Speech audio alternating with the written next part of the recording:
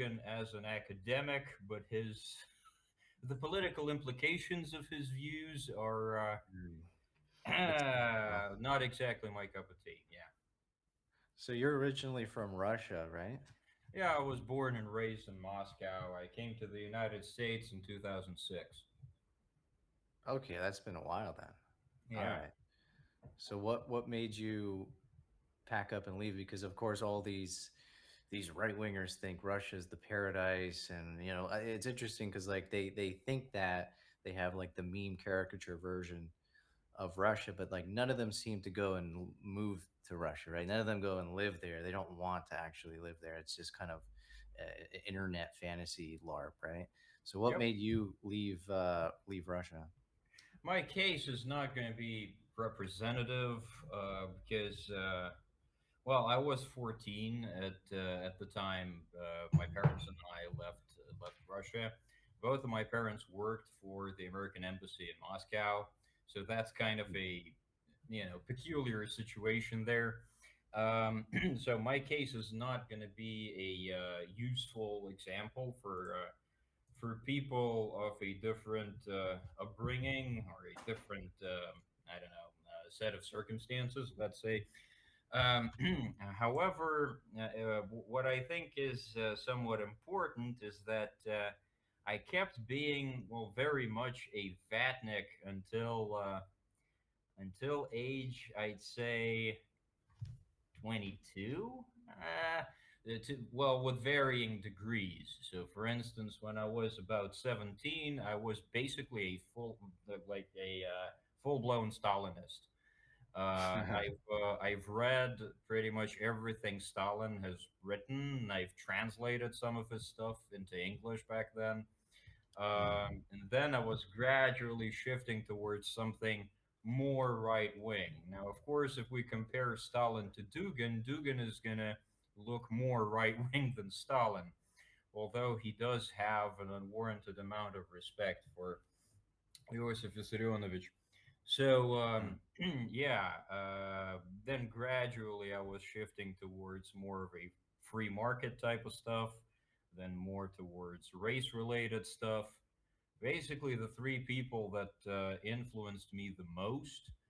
Well, actually, one of them would be a personal acquaintance, so that's not an important reference point right now.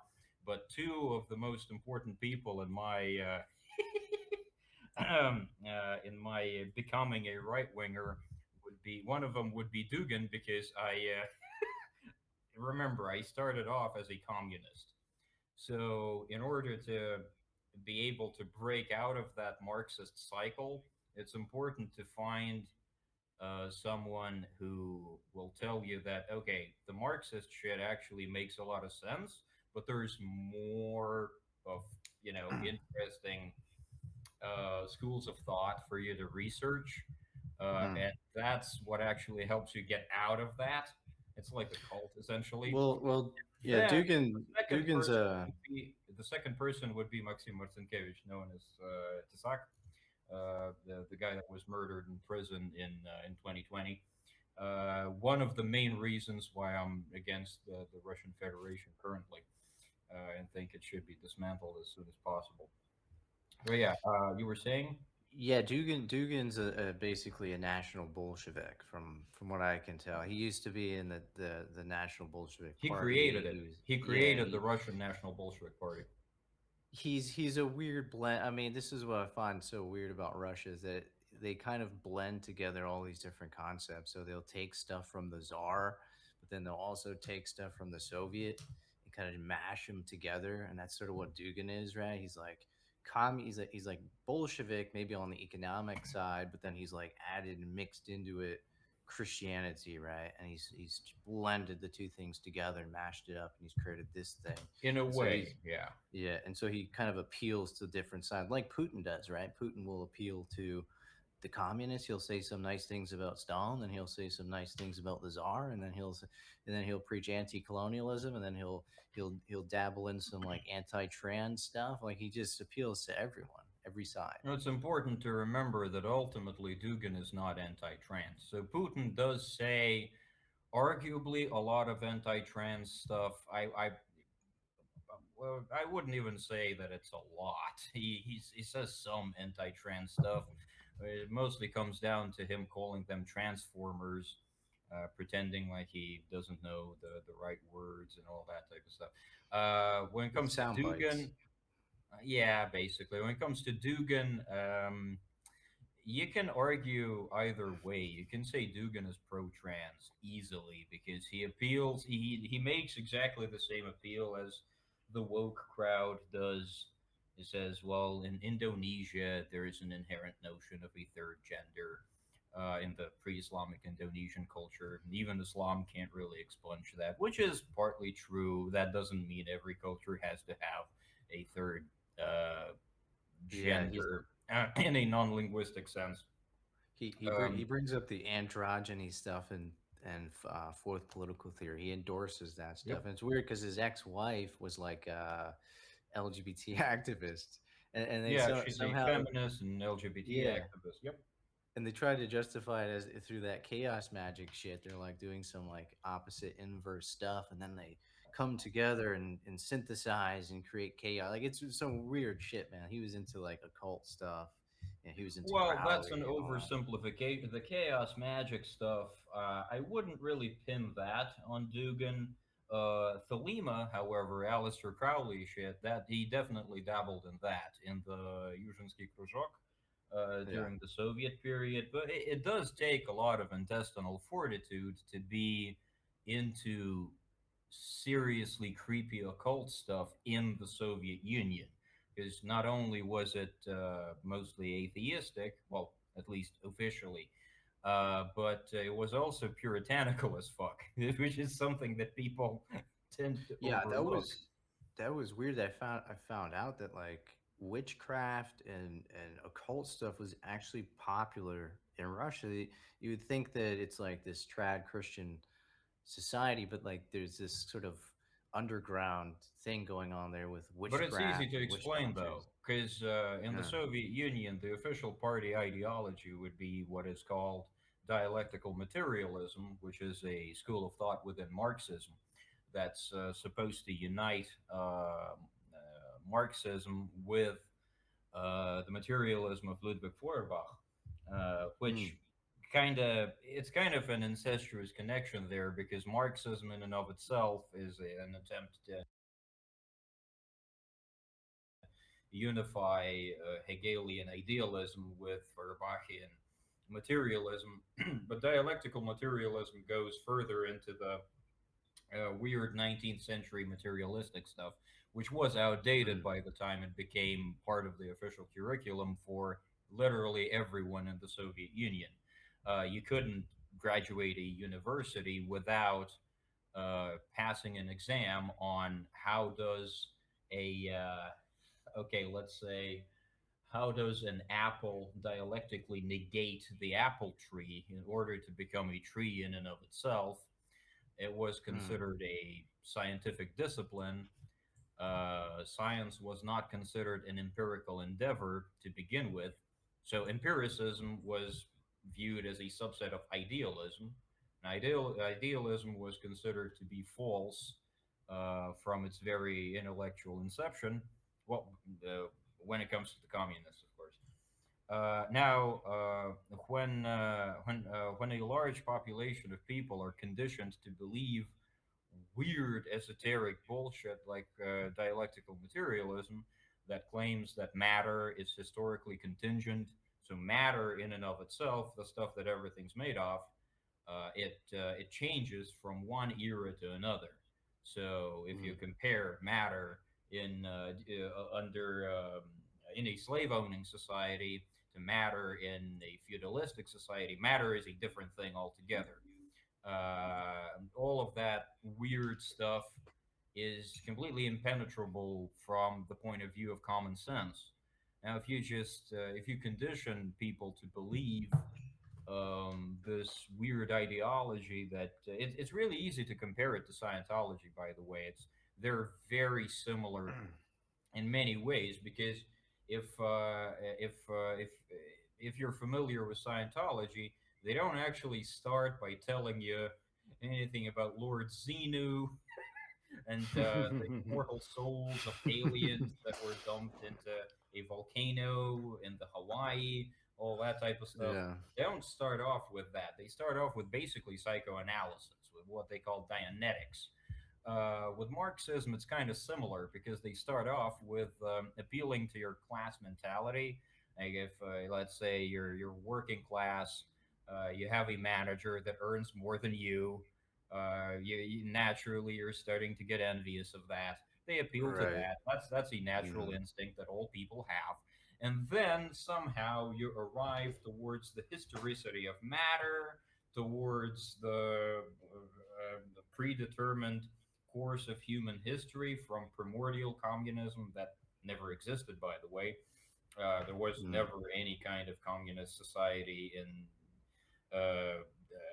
the ancient times. That's just 19th century bullshit. So from primordial communist societies, you arrive through slave ownership, through feudalism, through capitalism, through socialism. You arrive at communism just by Mm. magic. Essentially, they live in a fantasy world. But if you condition millions upon millions of people to believe that, when the Soviet Union collapses eventually, it creates an intellectual vacuum that starts getting filled with cults like Yeah. Jehovah's Witnesses, Scientology, the Hare Exactly. Krishna movement, all of that type of stuff. They're extremely popular in Russia, except for the Jehovah's Witnesses, because Putin banned those back in 2017. But other than that, all kinds of weird, creepy cults, psychics. By the way, the psychic shit actually started back in the 80s in the Soviet Union. The publicly broadcasted psychic performances by Anatoly Kashpirovsky, Alan Chumak, all that type of stuff. Millions upon millions of scientific, atheist, fedora, fedora bedecked Soviet citizens were uh, Yeah.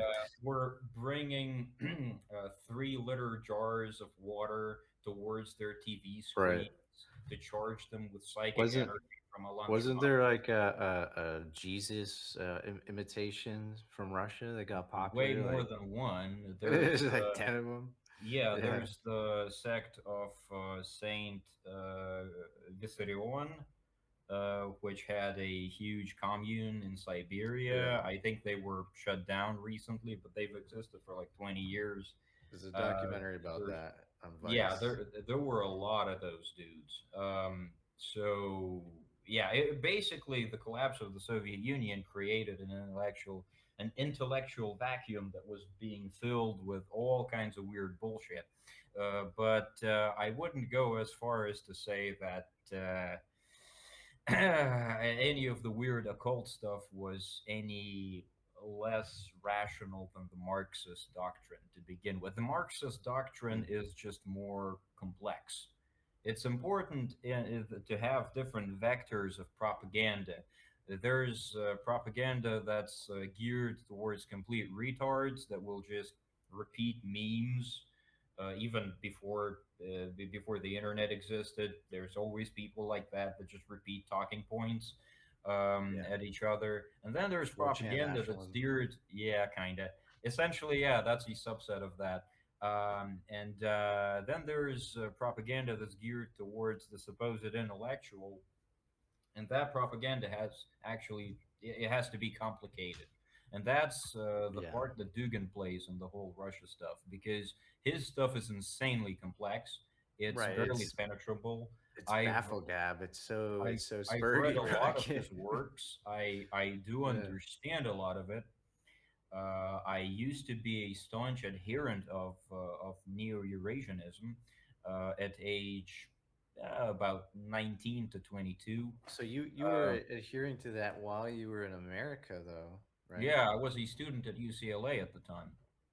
That's interesting. So you were just kind of still into the Russian sphere in terms of Oh like the yeah, that political stuff sphere. doesn't leave you just because you come to America and you realize life is way better over here. Because you noticed that with the alt right back in the day, you had Richard Spencer's wife was Russian and she was translating Dugan into Yep. English, and then Spencer jumped on the train, right? He was like shilling Putin, shilling Dugin, shilling Russian foreign policy. And then there's another guy who runs Red Ice Radio. His wife's Russian, and you see he's very biased for Russia. So this Then is there's Jay Dyer. There's a lot of people yeah, like the converts to or I noticed that the converts to Orthodox Christianity, they immediately adopt this affinity for Russia, right? Because well, it's the Russian Orthodox the Church is homeland. basically a subset of the KGB. Right. There's no question about that. It's there's a reason why the Patriarchy of Constantinople, what's his face, Patriarch, oh, for fuck's sake, what's his name? I forget who's the Kirill? current patriarch. No, no, that's the Russian dude. What's the current Patriarch of Constantinople? Which is Istanbul in Turkey currently. I forget what his name is. Bartholomew. I think his name is Bartholomew. He severed all liturgical connections with the Russian Orthodox Church, which arguably makes them not really an Orthodox Christian church anymore.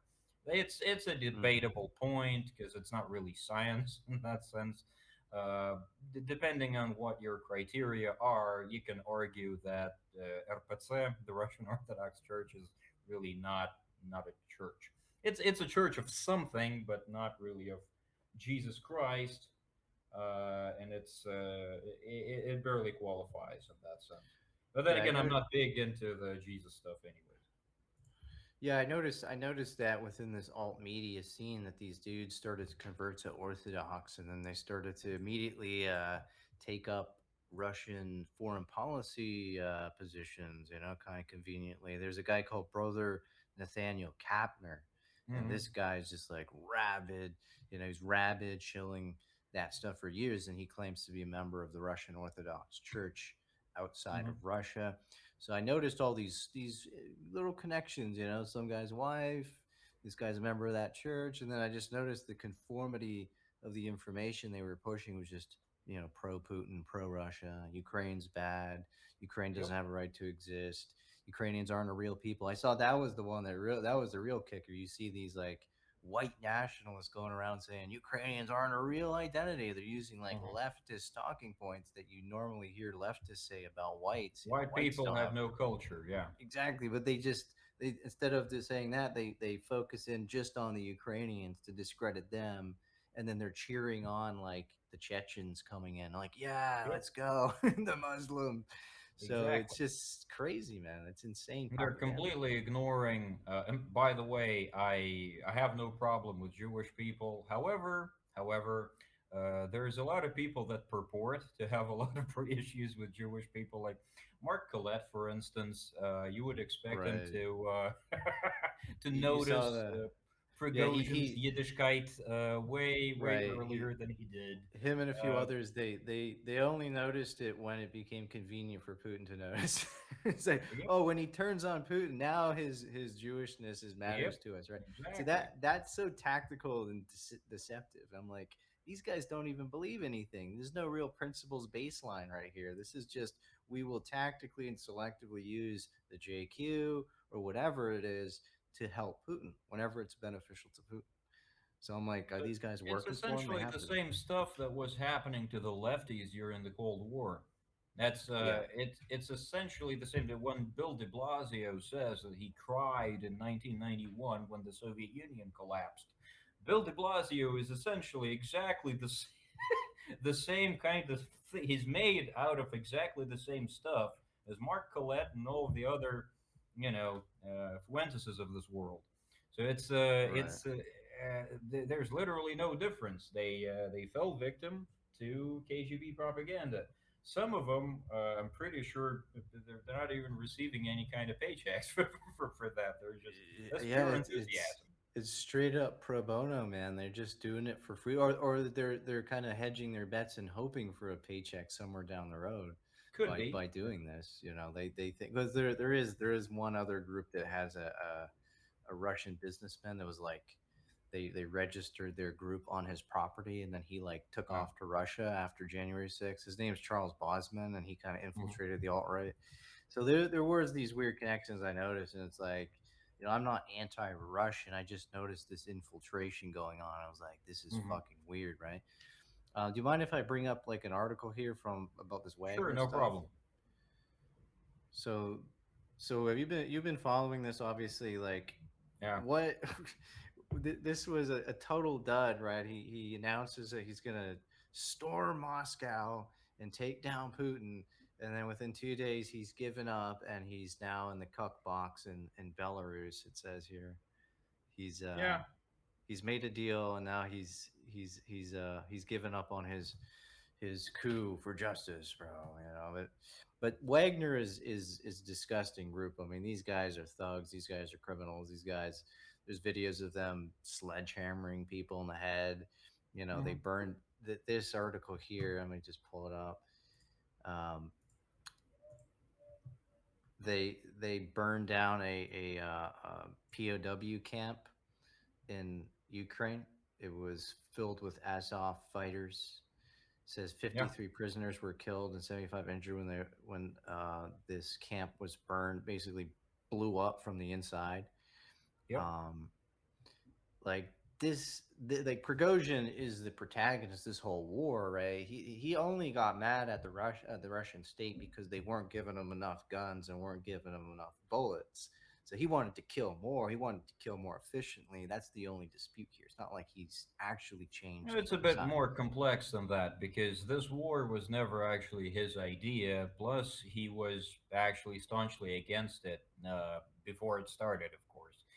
Uh, so they basically threw him and his, well, let's say, subordinates into battle without providing them with sufficient ammunition, which is ironic because that's exactly what Strelkov Gitkin was accusing the accusing his superiors of back in 2014, and Prigozhin was poking fun at him for that for um, the last few years, calling him a whiner and all that type of stuff.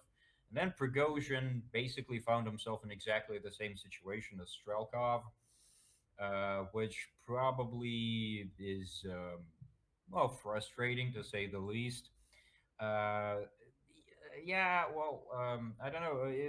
Have you heard about Prigozhin's last Telegram audio, the 11-minute one that he did, I think, today, where he basically says that the whole reason for this whole coup attempt was because on June 1st, he found out that due to some kind of internal intrigues and whatever, the Wagner group was going to be disbanded.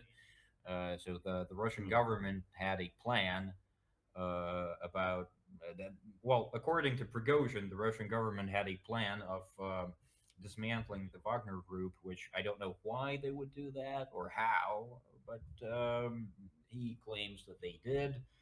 Uh, they probably had a plan that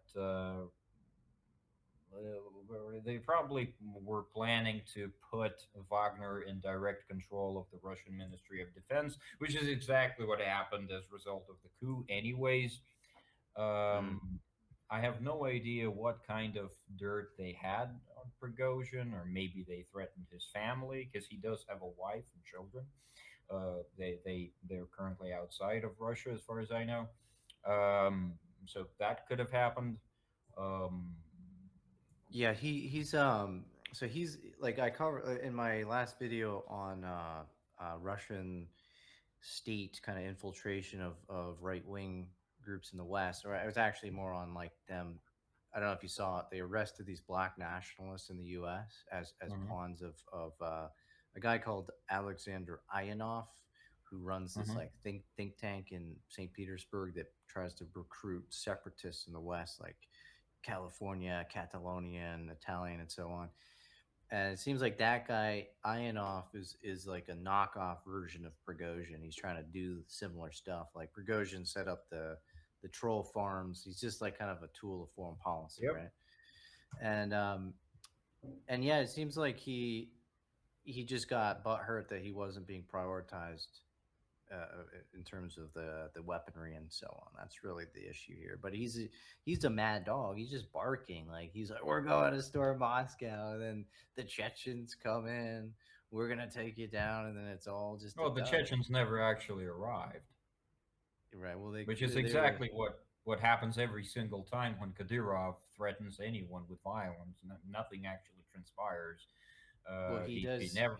Yeah, He does kill his own dissidents, I guess. So that there's been a number of assassinations of like Chechen exiles and so on, right? yeah, But yeah. That does happen. Yep.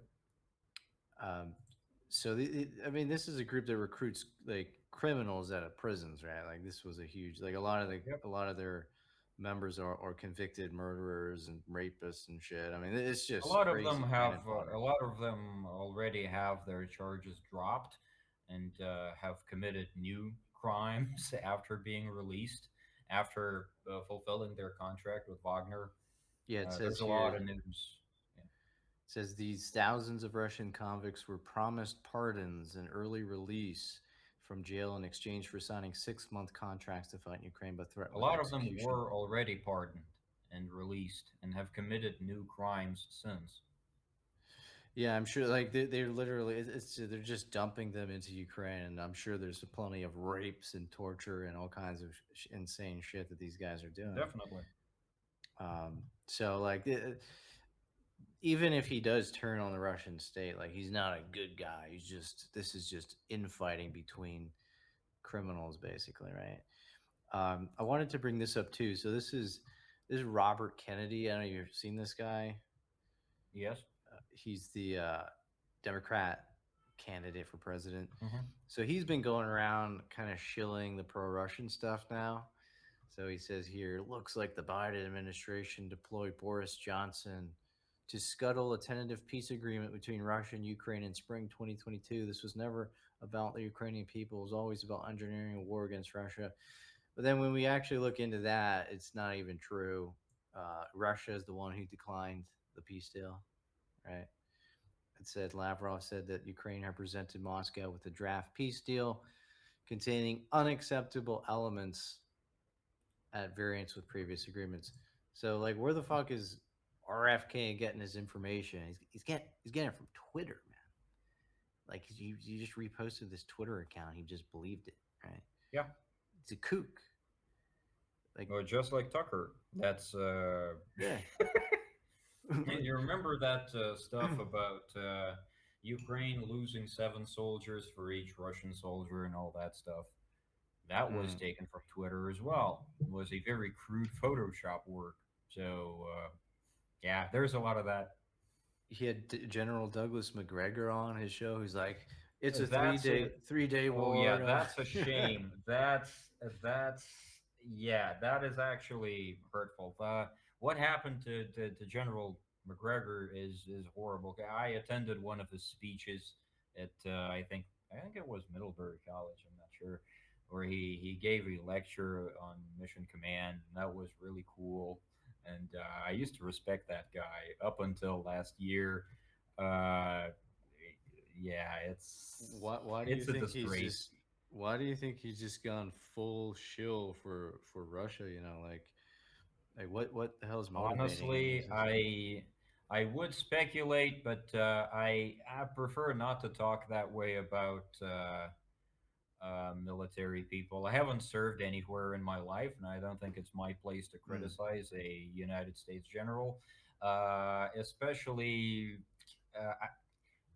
Well, see, the thing is, I have only one explanation as to why this would happen, and if I would say it out loud, it would be a pretty serious accusation, and I would, Mm. yeah, I But would you refrain notice from that. like this whole kind of cottage alt media industry has like bubbled up around this.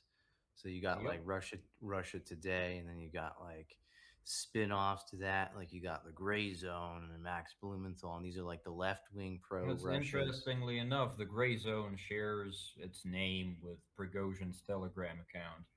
That's Somehow it's not a that's an coincidence. interesting coincidence. Yeah, Right. but Russia Today has been around for a very long time, and Russia Yeah. Today is one of the main reasons why this plethora, this enormous array of useful idiots has materialized in the English speaking right wing and left wing dissident sphere. Because Mm. for decades now, for about 2 decades almost, the mainstream media has been pushing those people in droves towards online resources like Russia Today and Al Jazeera, etc. Because all of the bullshit that was being covered on CNN and MSNBC and on Fox News in pretty much the same way, without any serious deviations, because I don't think anyone on this channel would would question that the differences between Fox News and MSNBC are negligible, essentially, at this point. And they have been negligible for a very long time. Those differences are insignificant, Mm. superficial, Yeah, cosmetic, let's say. Uh, I noticed that too. Like when I was because I used to be more on the left, kind of anti-Zionist, anti-war mhm. stuff, and I noticed Like all Abby of them Martin left. exactly, and all of them had the same kind of talking points too, right? It Mhm. was Putin's gonna save the Muslims. Like for them, it was like they view themselves as like the defenders of like the poor brown people in the Middle East and the Muslims, and so they felt like, oh, Putin's a protector of the Muslims. But then you have these white nationalists who have basically the same take, but for them, right? It's like, Mhm. no, he's a protector of the white Christians, bro. He's a protector of everyone, right? And it's just Yeah, not and true. if you try and monitor the tanky crowd, you'll realize that they have their own shills pushing the narrative that Putin is the Yeah. defender of the working class. We must Right, conserve the right. future for proletarian children and all Right, that type of thing. with So, his so mansions and yachts and over there, yeah, yeah, yeah. right? So he's basically working in all directions, and Yeah, yeah, public that's intellectuals like Dugan are essential for that because Dugan is basically a, he's a genius when it comes to combining things that just don't jive together at all he is naturally. vodka, He, man. It's vodka he, politics. it's umbrella politics because when it comes to Putin, when it comes to United Russia, Putin's political party within Russian politics, is basically a classic umbrella party. There's nothing special about that. They're all like that. Every dictatorship is like that. Even the explicitly communist ones are basically exactly like that. It's an umbrella party. However, they usually don't have an elaborate ideology to back them on an Mm. intellectual front. However, United Russia actually has people like Dugin and people that were create that basically materialized within Dugin's circles. That's Dugin's late daughter, whom I was also personally acquainted with. I interviewed her on 2 occasions as well. Yeah, She she was a was like a nice person. clone.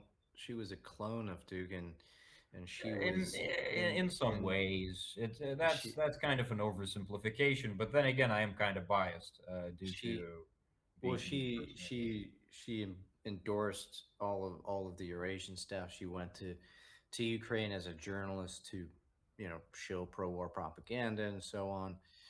And then she got assassinated. I don't even know the real story behind that. It seemed a little bit dubious. They claimed like I some assume it was an soccer mom. inside job. To this Uh, day, I assume it was an inside job. There was no reason for a Ukrainian special forces group to enter Russia to kill yeah, Daria Dugina or Alexander Dugin for that matter, because they've switched cars at the last moment. So yeah. the It was like plan was probably to kill Dugin. a soccer mom with her kid in the car too. Like it was such a bizarro story that it's like this There isn't. were two versions that were produced within one day, essentially. The Yeah, first version was about some kind of imaginary Russian Republican army or whatever that supposedly came into contact with Ilya Ponomarev, which is a guy that used to be a member of the Russian parliament, let's say, депутат Государственной Думы Российской Федерации, a member of the Russian parliament who was responsible for probably the most draconian censorship members while in power. But now he's basically the face of the anti-Putin opposition, and he keeps.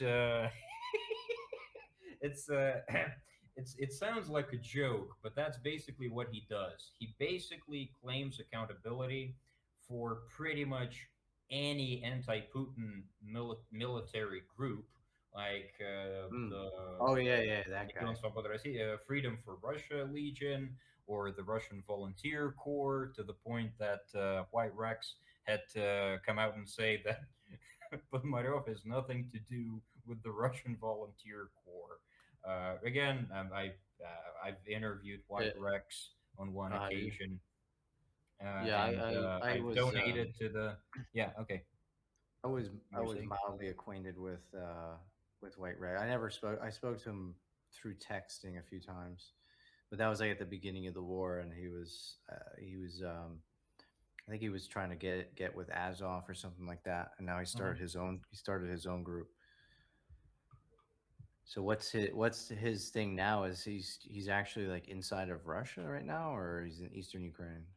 Well, obviously, if I knew, I would not disclose that type of stuff. It would be top secret, but obviously, I have no But idea. he actually went into because there was like a raid that these guys did where they went More into than one, Russia. of course. Yeah, it was Yeah. reported in Western media as well. He was interviewed by MSNBC, for instance. He has pretty good English, so Mm. I think he got his point across. It's it's really hilarious to see all of those leftist journalists and what I would call campus leftists cheering for Azov and the Russian Volunteer Corps and all that type of stuff. Because But yeah, I made a uh, post about that. Yeah, because like yeah, it's almost they would not naturally get along. That's yeah, yeah, but it's like I noticed that this situation is so polarizing that like the left wingers kind of go with the current thing, and so they're supporting it or Mhm. they're being sympathetic to it, and they're defending the borders of this European country. But then the so-called right wingers, since they're contrarians and they have to do opposite of the current thing, they're taking up leftist talking points, right? Yep. And they're saying Ukraine has no right to exist. It's not a real identity, not a real country. And they're saying the border should be erased, guy. But these people call themselves nationalists. So it's like bizarro world inverse of reality going on here. Yeah, that's because people are not really, strictly speaking, driven by ideology. People Mm, are naturally emotional, and like all people are like that. It's just, well, I guess in my case, I'm just lucky that my emotions are in line with my ideology. Now, other right wingers, for well, most other wingers, well, in the dissident right wing spectrum, on the dissident right wing spectrum, I think that's the best way to put it. There's a mismatch between their emotional life, their let's say drives, and the ideas that they purport to believe in. That's pretty mm. much all it comes down to. So I have a question here from Johar Dudayev 95. He says the reason Prigozhin decided to end his coup was probably called Skoka Kukech in Russian. Skahoka Yeah. Kukech. What is the guess here? It's a local meme from my live streams. It doesn't matter. Okay. We got this other guy. He says his name is Eugene. He says take care of Porky. I'm Dark not Forest. familiar with that meme. That's Dark Forest says, "Great to see you, lads. Brandon, do you have any debates coming up? Great to see you debate some right-wing Vatkins in the U.S." I don't have any set up right now. The last I saw who was debating that was have you heard of that guy called Jackson Hinkle?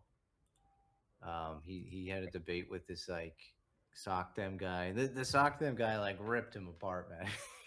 He's like, you got a Russian mail order bride, and you're on what's that Solokov guy's channel, the propagandist in Russia. I forget his name. Yeah, Sokolov. Yeah, You go on his channel, you're a cuck to the Russian oligarchs. Solovyov. Yeah, Yeah.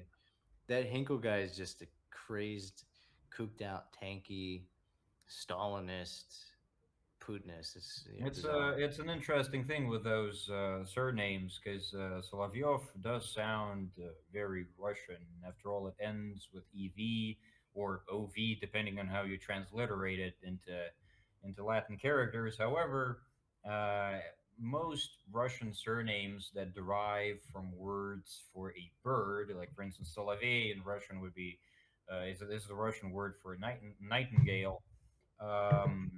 Most surnames like that are made up Jewish surnames that were invented in the 19th century.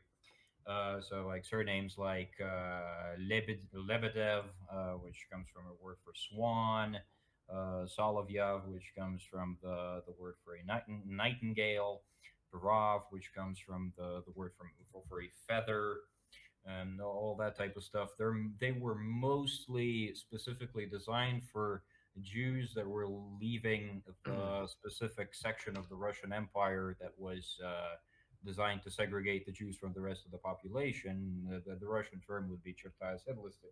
I don't remember the English translation for that, but I'm sure most of the viewers are familiar with what I'm talking about.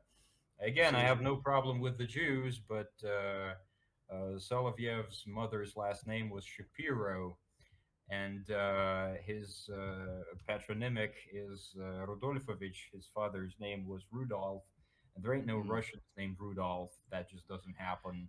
Yeah, Um, did you so notice this kind of like the schizo 4chan types? Like when this war started, they all tried to like square up the war based on like how many Jews are on the Ukraine yeah, side and how that's many just Jews on dumb. the Russian.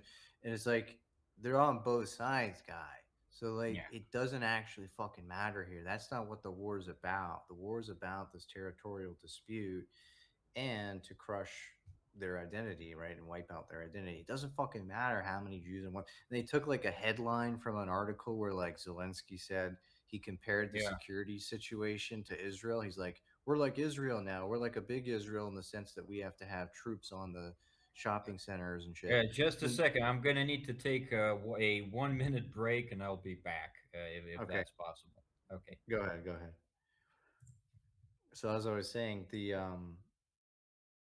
4chan Spurgs, they took a headline from this article and it said like Zelensky says that, Ukraine's like the big Israel, and what he meant by that was that Ukraine was he was comparing the security situation that Ukraine's going to be a militarized state now because of the war, like Israel's a militarized state because of their conflict with Palestine.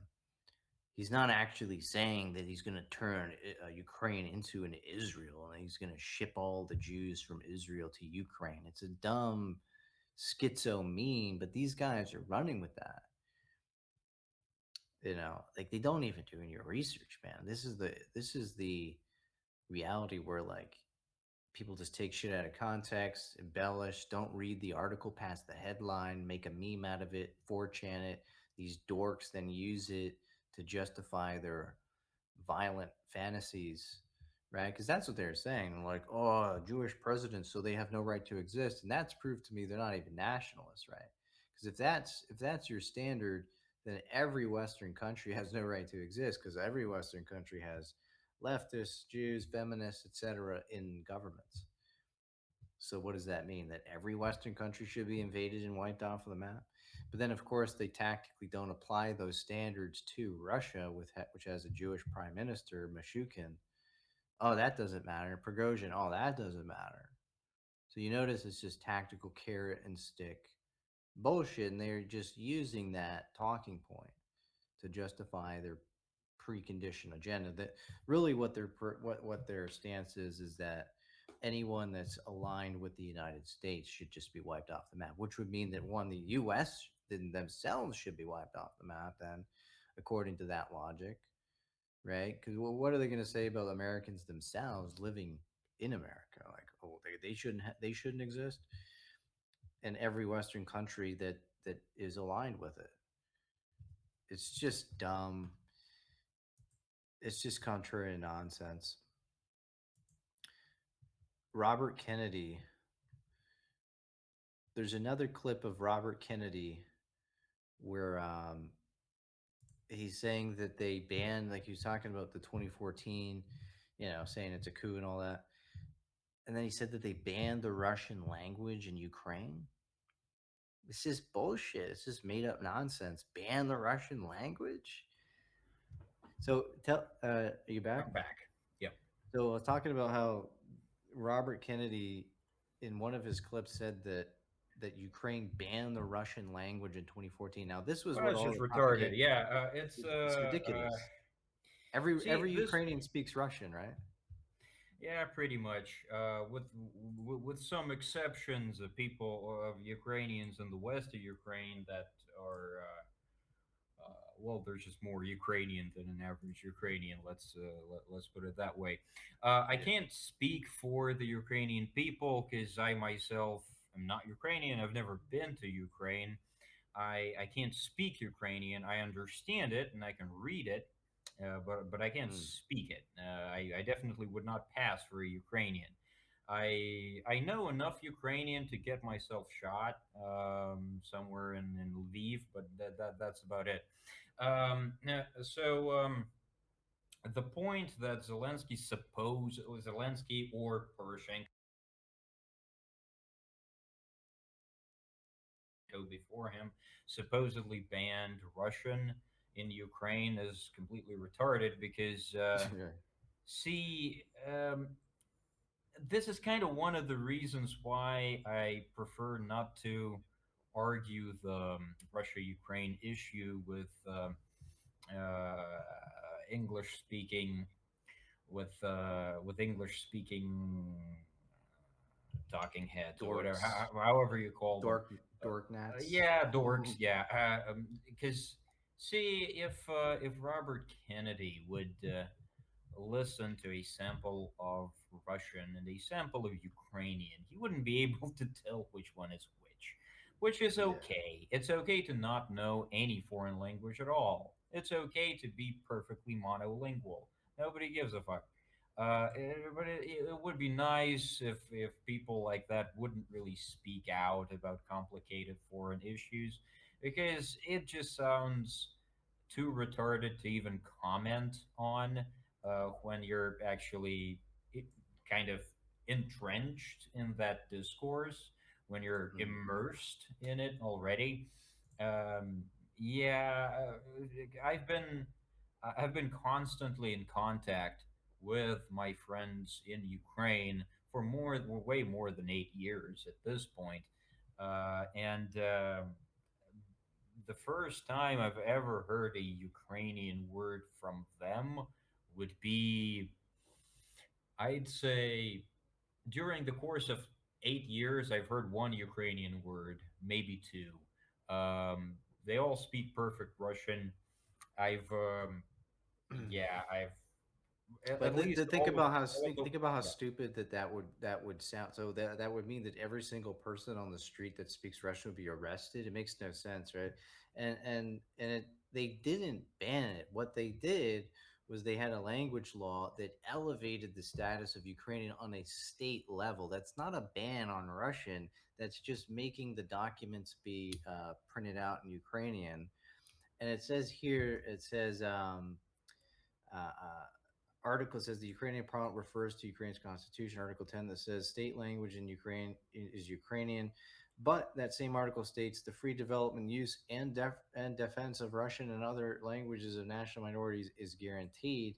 And this article talks about how Poroshenko actually criticized the Ukrainian government for the 2014 attempted law that he never passed. And then Yeah. it says he gave a speech in Russian to the Russian speakers himself. Yeah, I will Right? basically break down what that supposedly anti-Russophone law came down to. Basically, if when you go to a store in Ukraine if you ask the store clerk something in Ukrainian, they are mandated to respond in Ukrainian. However, if Yeah. you ask them something in Russian, they can respond in Russian. They can. Also, there's a quota on how many Russian words a TV anchor can say. Yeah. So, a guest on a TV show can speak Russian with no limitations. An anchor has a limit on foreign borrowed words, which is exactly the same thing that, let's say, France has. Yeah. Because the French government is basically working its ass off to try and preserve the French language. They've been trying for about 40 years to keep the French from using the word le weekend instead of whatever the proper French analog of that would be. Um, Hmm. it's a typical language law that exists in any country that gives a shit about its state language. Yeah. Um, Exactly. so yeah, it's just really stupid propaganda. It's That exaggerated nonsense. They just say they go from a language law which exists, which can be comparable to other language laws in every other country that yeah, emphasizes one essentially. language, and they take that and say it's banned, and then they extrapolate that to say they're trying to like genocide the Russian population. But Yeah, yeah, but that's but then nonsense. you look at the reverse, and it's like, yeah, in the Donbass, they did the reverse thing where Yeah. they de-emphasized the Ukrainian language, but none of them were, mad about that. And then, of course, in Russia, when they took over the cities in the east during the war, they switched everything to Russian as well. So no Hmm. Ukrainian can be displayed Yep. can be displayed there. But none of these tankies and losers are complaining about that, right? Because it's all just one sided bullshit. Essentially. Yeah.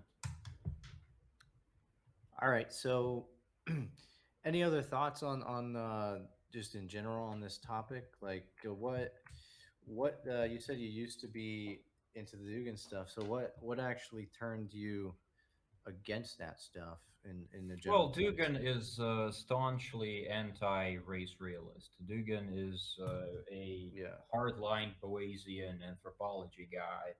Uh, his viewpoint is that race basically ain't real, just doesn't exist. Well, it exists, but as a component of some tradition out there, let's say the Mm. Anglo-Saxon tradition. And outside of it, it's not a real notion because Dugan is a traditionalist in the sense of Rene Guénon, and that's kind of a well, that is kind of its own thing that I don't want to explain. Anyone can He's actually go to he's Wikipedia and he's such a look at that. traditionalist that he defends West African cannibalism as a Yeah, well, genuine yeah. tradition. He's also a creationist. He also doesn't Yeah. believe space is real. So there's a Oh, he's lot a of flat. Is he a flat earther? no. He thinks the Earth is round, but the reason why he thinks that is because the ancient Greeks actually wrote that the Earth is spherical. Because Uh, Eratosthenes has proved that it's spherical, but he doesn't really care about the proof. He cares that it is part of the ancient Greek tradition. So within the tradition, it is bound to be true. Plus, the Bible doesn't really dispute that in any way, so yeah, the Earth has to be round. But other than that, he doesn't really believe in space. He believes gravity only exists because of primordial sin. And if you're Christian enough, you will fly eventually because the only reason the earth is pulling you towards itself is because of sin. Because sin is, well, heavy. So he has his own kind of physics in the sense that physics is contingent upon the cultural tradition of this or that population. So essentially, it's kind of like if a woke Berkeley type would go all the way with this cultural relativism, yeah. um, which makes it even funnier that people like um, like JF Gariepy is supposed to be a race realist. I used to follow that dude for like 5 years. I bought his Oh, book. he went full Zigger, didn't he? Yeah, it's insane. Is Classic contrarian. I actually had to drop support for his channel. I had to stop watching him because it was just insufferable. Even though Yeah. he used to be basically my favorite right wing personality, but then he went Mm. insane. So I yeah Yeah, they all went just berserk on this shit. They're nihilists, and they just see this as some kind of way, because like they were just getting giddy about Putin talking about nukes and stuff. They just see this conflict as a means to radically transform somehow their own society, like overthrow their own government, as if Putin's going to do that for them. And it's just like yeah it's like cosplay at this point. Yeah. We oh have yeah that another question from Dark Forest. Says, what do you think of the rise of Arestovich in Ukraine? Do you think he yeah can I make an hate alliance? Arestovich. I hate Arestovich. Who is he? Arestovich is a pseudo intellectual in the worst sense of the word. He barely aspires to be Jordan Peterson. And Jordan Peterson is a fucking retard, so that kind of has to tell you something. Arestovich has his own weird philosophical school, and I don't mean school of thought. I mean a school where people go to get a bullshit diploma that doesn't count for shit, where he doesn't teach academic philosophy, doesn't teach any actual philosophers. He basically is a what's it called, personal growth coach or whatever, that became an advisor to Zelensky. Then he was dropped as an advisor to Zelensky because he claimed that the building in Dnipro that was destroyed by Russian artillery was probably downed by a Ukrainian rocket trying to intercept a Russian drone or whatever. Right. So he was dropped as an advisor, but he keeps claiming that Soviet Ukraine was basically the main period of flourishing for the Ukrainian nation and all that type of shit. I hate that guy. The sad thing is that he's one of the most popular pro-Ukrainian Russian-speaking intellectuals.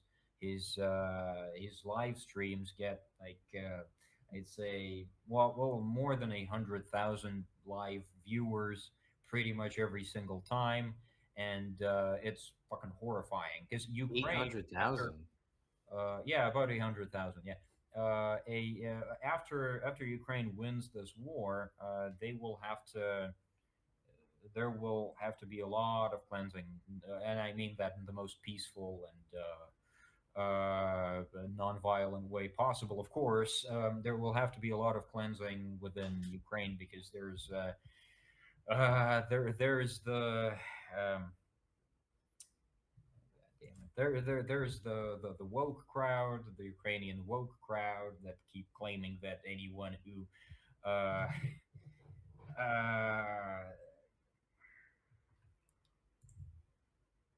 uh, frankly, I don't want to talk about that. It's too upsetting for me. All right, we have Yeah, another one. We have another one from Third Star. He says, "Have you heard of Russian nationalist Oleg Kashin? He was yeah, assaulted no, by Medvedev's thugs and has fled to London, where he has been living for 9 years." yeah, He has that's a lot true. to say.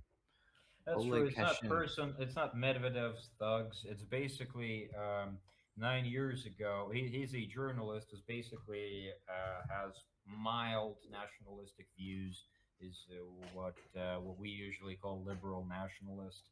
Mm. Um, and he basically called someone a retard on LiveJournal 9 years ago, and the guy was a big who was kind of an important figure in Russian politics. So he sent a bunch of goons with metal rods, let's say, to beat the shit out of him. That's how So they they handle almost political disagreements in yeah, they Russia. pretty much hated him. But his alive is in London, London currently. We make collaborations on a semi-regular basis. He's okay, but yeah, his views don't really align with mine that much. But at least he's not he's not pro Z. What's So yeah. what's your view on what's his name? Navalny, Rasputin? who Oh, Navalny, Navalny. who was Uh, arrested for yeah, I'm not big on Navalny. First of all, fuck Navalny for writing a police report on Maxim Marcinkevich that led to Marcinkevich's arrest, that led to really? his 3.5 year long incarceration. Because Navalny was supposedly against the Article 282 of the Russian Penal Code, which is the article Extremism. for incitement of, well, let's say incitement of ethnic hate, but actually it's more complicated than that because it's not just ethnic. It's inciting hate Mm. against a social group. So Navalny basically reported Tisak to to the Russian cops, and in his report, he specifically recommended to persecute the guy for Article 282, which caused a 3 year long incarceration, which basically began Maxim's, um, let's say, array of incarcerations that eventually led to his death. So I'm not a huge fan of Navalny. Mm. I assume that he used to be an FSB project. He's an artificial, basically homunculus of the KGB. He has no political potential But outside. he was attacked a few times, and they did try to poison this guy at one point, and he was Yeah, I arrested, don't put in believe in the jail for poisoning 10. thing. Yeah, I don't believe in Okay. the poisoning thing. Now, it's But he's important definitely to, in jail though, right? yeah, yeah, he is. It's important to note that my viewpoint on Navalny is not a very popular one, even among the circles that I frequent. So it's not representative of the overall Russian right wing anti Putin discourse. So yeah, Do you think Tesak was murdered in jail? It's pretty obvious he was. absolutely, Yeah. absolutely, And it had to absolutely, have no been question about the Russian state though, right? it. Probably, it's important to remember that the Russian state is it's a mishmash of people with different personal interests. So Okay. it's when we say that the state murdered him, yeah, Because but they it controlled wasn't this like Putin has yeah. ordered it in person or something. So Yeah. yeah, he was murdered by the state. He was murdered by a set of actors within the Russian state. It's pretty obvious that it was a murder. It was not a suicide. It wasn't even a coerced suicide or something like that, murdered through suicide. No, it was a direct murder. He was scheduled to be released within a month after the day that he would be murdered. Mm. So yeah, no, it's impossible that that would be a suicide in any possible way. Plus, his toenails and fingernails were forcefully removed. It's visible Yeah, on that's his crazy. corpse.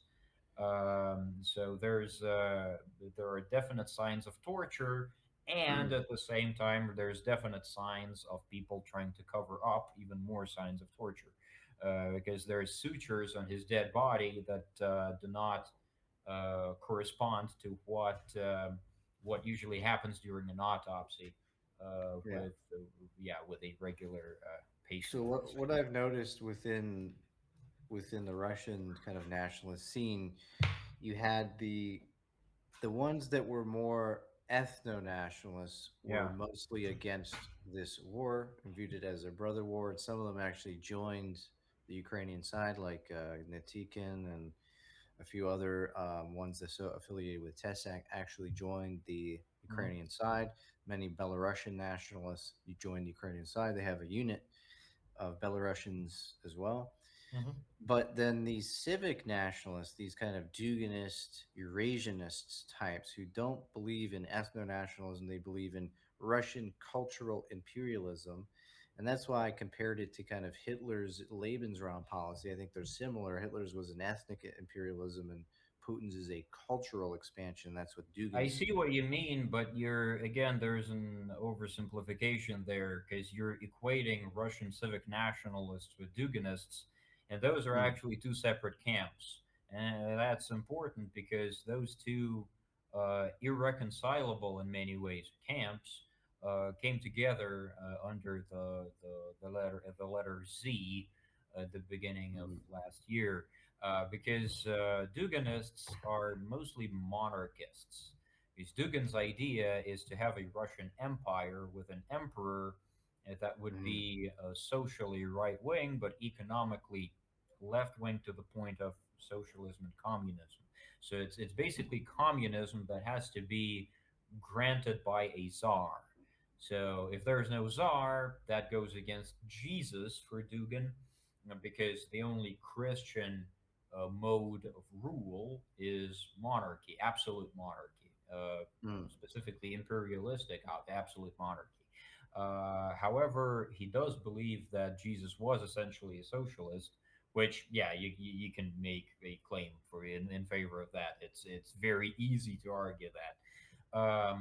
And yeah, that's a But different position from what Russian civic nationalists occupy. I used to be very closely personally acquainted with Yegor Prosvirnin, the guy that jumped out of his balcony in December 2021.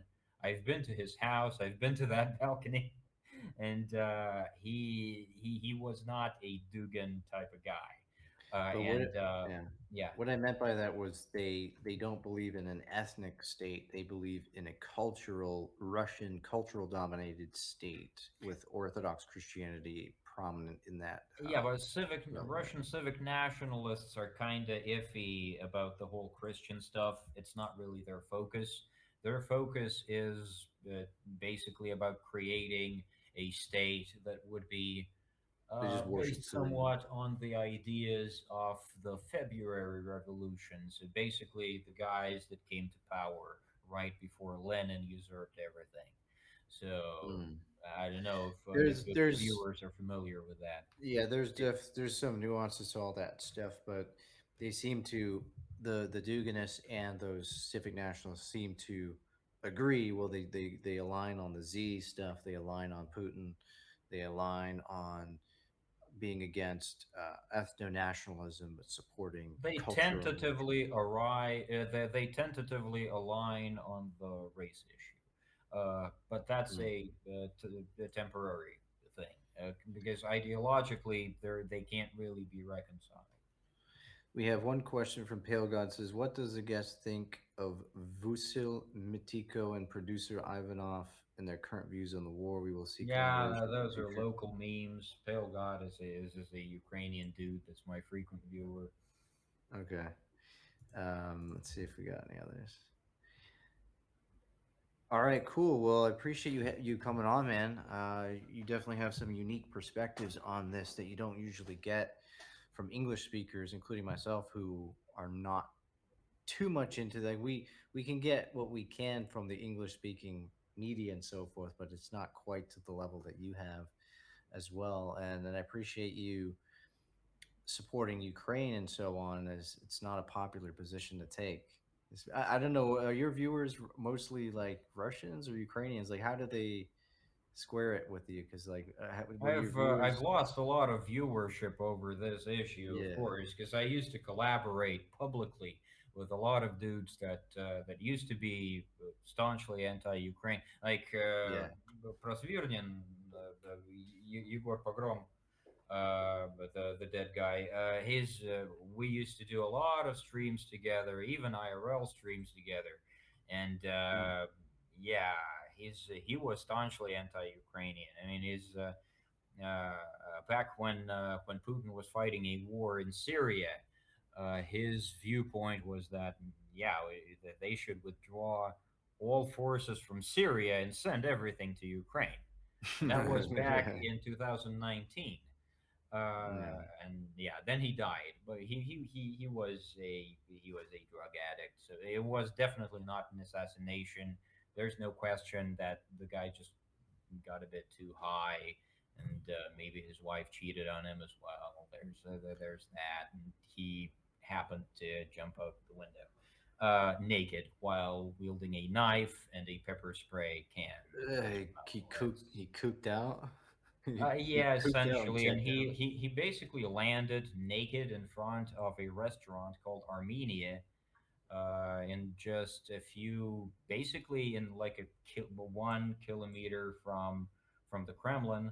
I guess he lived pretty close to the Kremlin because he was basically a state-owned propagandist. And then the ambulance that came, someone called an ambulance, and the ambulance had a license plate that said 148B. So it basically looked like 1488, which was also funny. And then a fence fell on his dead body too, somehow due to a strong wind. So that kind of became a meme. So yeah, that guy died a very inglorious death. Which Wow. yeah, it's probably not okay to laugh at that, but I will anyways, because I mean, come on, his ideology is causing millions of white deaths currently in Ukraine, and not just in Ukraine as well, because again, not every purportedly, supposedly Russian soldier that is being sent to Ukraine is a Chechen. A lot of them, most of them, are ethnic Russians that are just brainwashed. Some of them are not even brainwashed. A lot of them don't want to go. They still go there. They still die there. They still become fertilizer for black soil in Ukraine, which is a horrifying loss of life in and of itself. Not to mention the atrocities committed against the peaceful Ukrainian citizens in Bucha, in Irpin, in which Izum, and which the white nationalists love now. David Duke and Colette and all it's these people. insane because They really see love it, man. if They want more uh, white death. anytime if you happen to call David Duke Mr. David Duke, he will correct you that he is actually Dr. David Duke, but the only reason why he has a fucking